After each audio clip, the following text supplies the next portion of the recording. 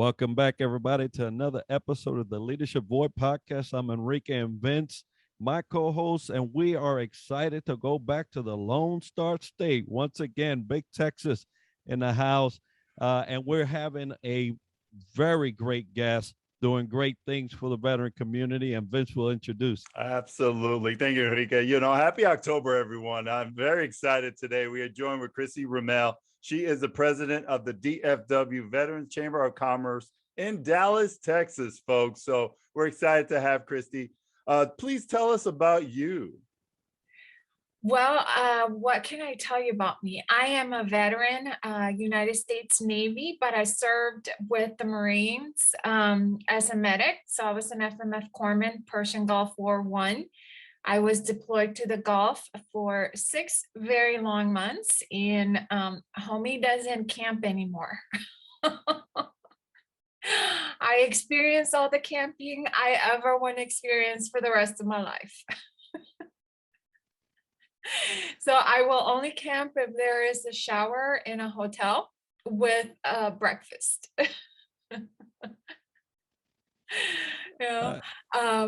So I've been involved in the veteran community for about a good 7 years now. And the chamber started out of the pandemic, the desire to help our community pivot and have an online presence. And so 3 weeks into the pandemic in 2020, I just literally was sitting on the couch thinking, what can I do and how can I help? And this was answered both, right? Something for me to do and how I could help. And I've not really looked back. I love it. Fellow Navy veteran, HM Corpsman. I love it. I also served on the Iwo Jima, so I'm very familiar with the Marine Force and appreciate their service. Now, you started this Dallas-Fort Worth Chamber of Commerce for the veterans, and that's exciting because we seldom see something like that. You're right. You answered both in one shot, so good on you. But tell us a little bit more about the Chamber of Commerce and what it does. Well, we are a regular chamber, so we're a 501c6, right? Like any other chamber. However, we have a veteran focus. So we are predominantly veteran heavy on the membership. We accept all of our Patriot supporters that want to do business with our veteran community. We don't exclude anybody. We're not industry exclusive either, but our focus is to help our veteran business owners grow and learn about business so that they can stay in business regardless how the economy is doing or what the government is doing in general, right? And it's just building that community, bringing classes and education and webinar, and those partners that are interested in doing business with us. That's our main focus. No, that's fabulous. Honestly, it grew out of the pandemic, and interesting enough, that normally you don't normally see businesses start up, but I'm grateful you have went straight ahead into that storm. And tell us how you guys are holding up within the now going on season 2 of the pandemic. Right. Continuation, right? So I'm very proud to say that we have 74 members. We meet on Zoom on a weekly basis. Once a week, we start off from 7 to 7:30 a.m. It's just come and greet, chit chat. There's no agenda. The meeting starts at 7:30. It ends promptly at 8:30 a.m. on Fridays. We have once a month in-person social events so that our members can come in, get together. We are really spread all over the Dallas-Fort Worth area. And so those are great opportunities for our members to come in and actually meet in person. And then we just started with a Denton, what we're calling veteran city circles for the DFW Chamber. So we just started a new city circle in Denton, which was a lot of fun. I went to it last week on Thursday. That one meets twice a week. They decided that they wanted to meet a little bit more often. And so it's been a lot of fun. And we're not going anywhere. We're growing. I love that you say you're growing, because it's kind of one of my questions coming up now. What's on the horizon for the DFW Chamber, and what do you see the outlook here in the future to be like? Well, continuation of more of the same. We are interested in what affects our community as veterans. So I do keep in touch, for example, with the VA and what are the VA changes there. So we disseminate that information. We also affiliate with all the organizations in the Dallas-Fort Worth area that we are aware of or that we come across, because we want to be a resource for all of our veterans here in the Dallas-Fort Worth. And we are working with the Dallas County now, because they have programs that are available to veteran business owners and the community in general. But we want to bring those resources to our veteran community, how to grow your business, and then how to get those government contracts, right? And then how to keep them. Because once you get them, you have to be able to produce what you said that you could do, right? So we don't want to have a bad name. We want to be regarded as people that we want to work with. And so that's my next goal. We're not going anywhere. Obviously, we're growing. So it's just more of the same, but just bigger and better, like everything in Texas. Definitely bigger and better, everything in Texas. And we wish you the best. And hopefully in 5 years, it'll be something throughout the state, throughout the nation, having this chamber. So let's transition a little bit. We went from Navy to the president of the DFW Veterans Chamber of Commerce. About leadership is now a great forum to talk about. What professional development areas do you work on, Cristie, to improve your capabilities as a leader? Well, I have my own personal business, right, which is what pays my bills, which is Blue Dragonfly LLC. I do website development, social media, and marketing. And I am an avid reader. I read all the time. And way back when I first got divorced in 2008, I knew that I had to grow and I had to develop myself personally if I was going to make it on my own, right? I went from being a stay-at-home mom to all of a sudden having to work and having to support my children. And because I've always liked reading, I started reading self-help books, leadership books. So I have read a lot over the last 10, 11 years, and I have grown a lot, right? I'm not the same person I was a year and a half ago because of the pandemic and because of the new role that I find myself in. So I like to read books on philosophy, to tell you the truth. There's a lot of knowledge there. I read the Psalms from the Bible. There's a lot of comfort in the Psalms. So if you've never read the Psalms, that is a part of the Bible that it's a must read for everybody, regardless of their religion. Lots and lots of comfort and knowledge there. And then right now, because I'm a total geek, I am reading on Stoicism. The Stoic life is a certain type of life and philosophy and beliefs to make you a better person and to help you in serving the community. So I started digging into that and pulling those threads, and I love it. It's geeky, but it's the truth. I love it. Expound your horizons, right? And that's really where knowledge, you get the best of knowledge. Just get into something that's going to grow you inward, outward, right? And you, it seems like you're doing that, and so congratulations on that. Now, there's a lot of people that are listening that are new to leadership, right? You had the FMF background. Undoubtedly, that was an experience that for some, hey, they love it. For some others, it's like, wow, one shot, one kill. Thank you, I appreciate it. But they are emerging. They're learning leadership. They're trying to get their own 2 feet, sort of like what you did when you realize, hey, now I got to do for my own. I have to, get this bull by the horns, a little a comment there for Texas, and really steer this thing and make it my own. So what could you tell an emerging leader, somebody that's coming up and is looking into growing? What advice would you give them? Well, reading and then looking at the leaders that you're surrounded by, whether you know them or not, right? And if they're leaders in your area that you actually could have a relationship with, it's just seeing how they handle life, what are their thoughts on certain things, and how do they act.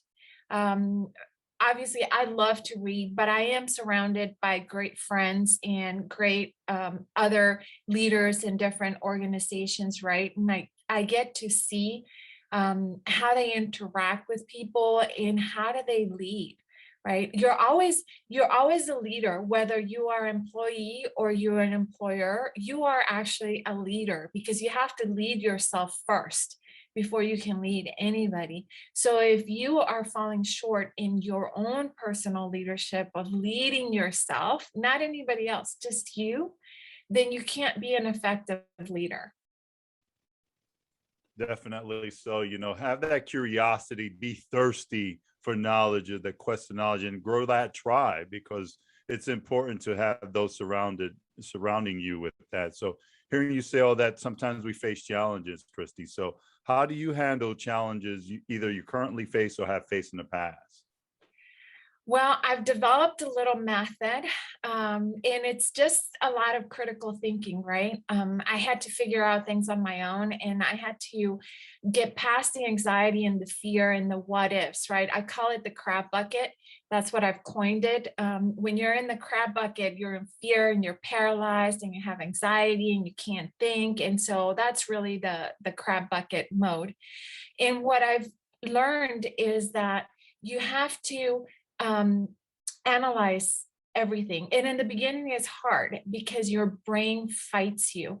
But if you do it and if you're consistent, it doesn't fight you as much, right? Or you move through it faster. So, for example, when I was filled with a lot of anxiety, I really had to have the courage to say, okay, I'm having anxiety, I'm being paralyzed, I can't do anything because I'm really scared, right? Scared of the future, the what ifs.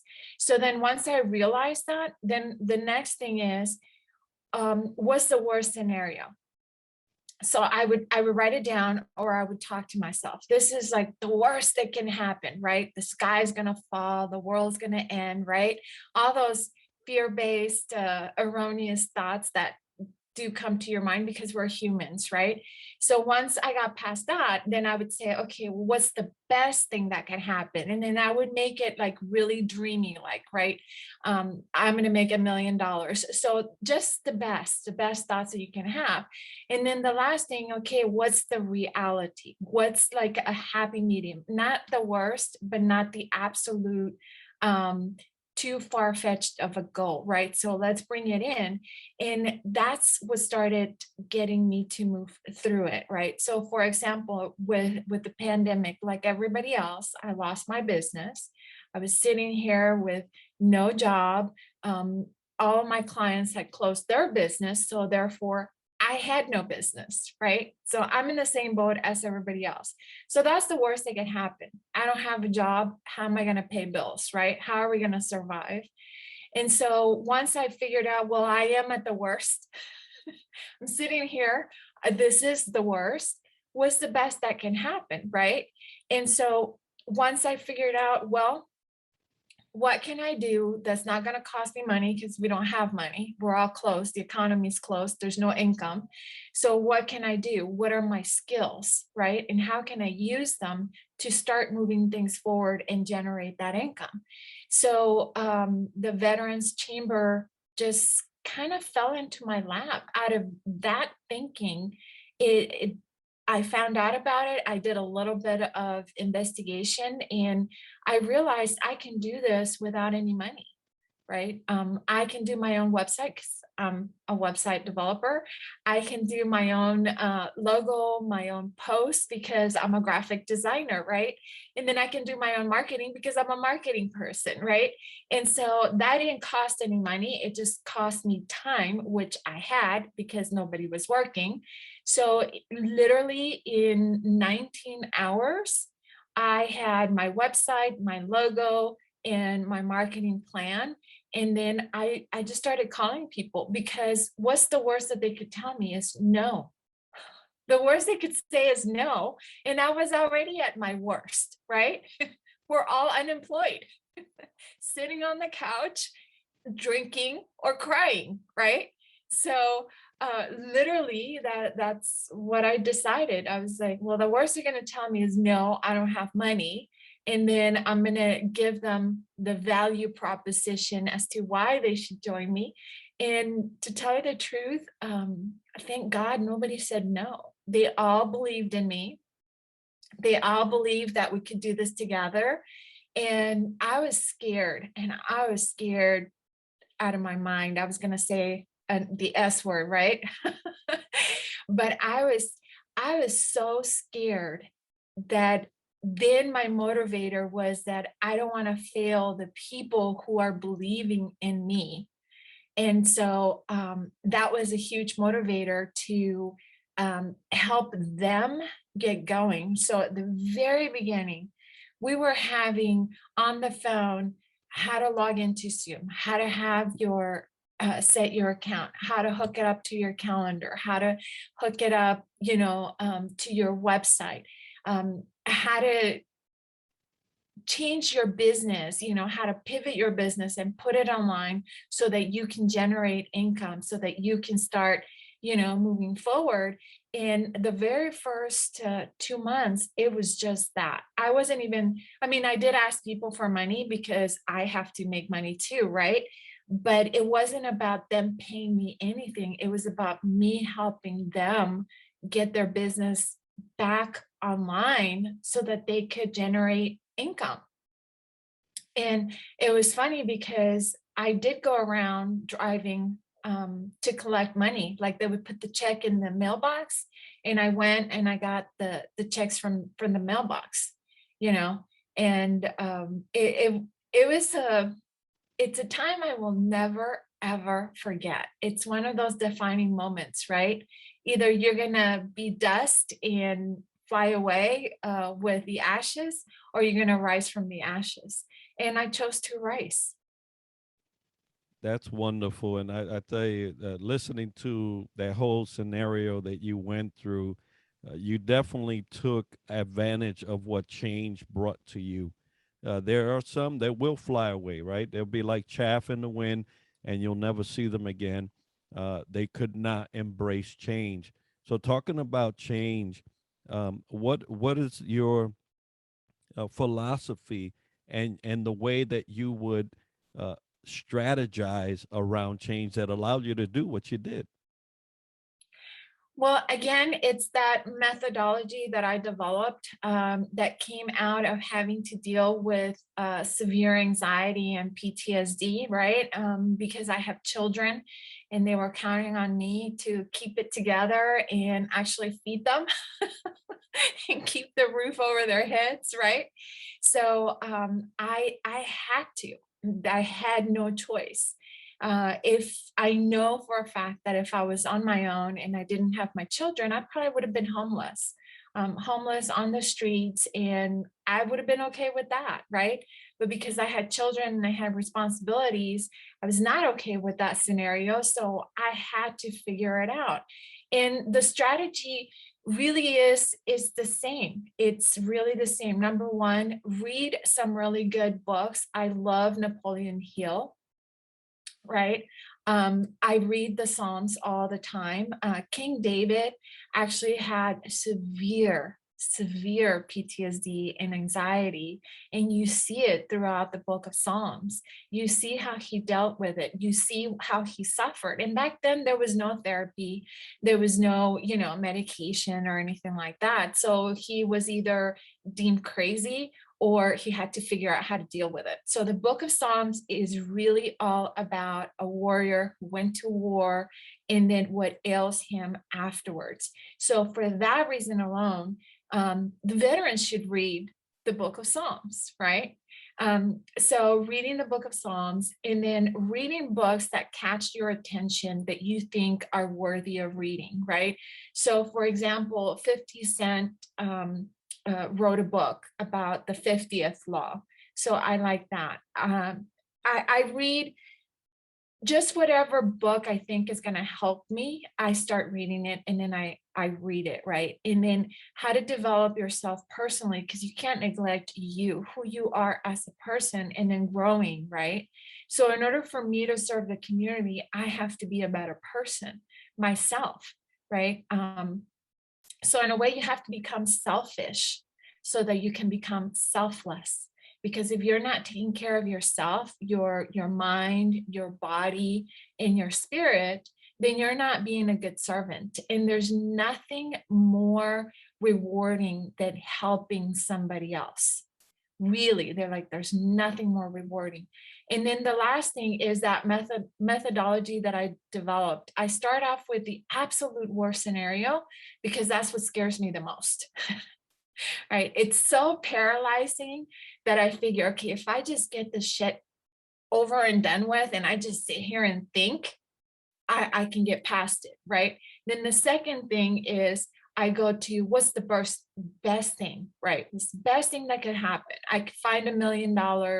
I could find, the best job. I could go on vacation. So what's the best thing that can happen? And then I come to a happy medium and I say, what's realistic, but what's positive, right? So I try very careful because the crab bucket for my kids always tries to keep me in the negative.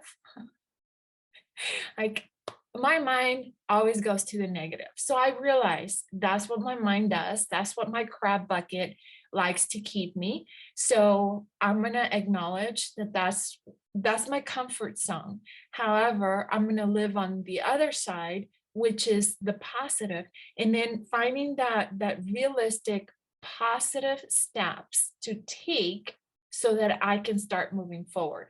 Once you do that, it takes me about 5 minutes. Sometimes, depending how the anxiety is, maybe 3 days and 3 days of hard suffering. I call those my hard labor days. And then I have to talk to myself and say, okay, we got to get over this. You just got to do it. And then I literally sit there, either I just think about it or I write it down. And I always try to end in the positive because I know that my mind is going to want to keep me in the negative and the fear-based. And that's really it. Well, this is the story of a Navy sailor who rose through the ashes to fight for her children, herself, and now she's fighting for other veterans in the Chamber of Commerce. So thank you for all that, Cristie. For our audience listening in, how do they get a hold of you or the DFW Veterans Chamber of Commerce? So I just want to make one point. The DFW is for everybody, anywhere in the United States or even abroad. If anybody's listening to us from abroad, we are not exclusive. Obviously, it's easier for people who live in the Dallas-Fort Worth to meet, right? But our meetings are on Zoom on Fridays. So anybody, anywhere in the country or the world can join us.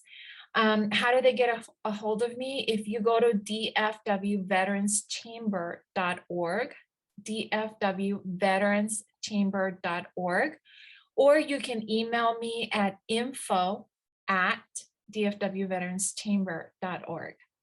My information, my phone number is on the website.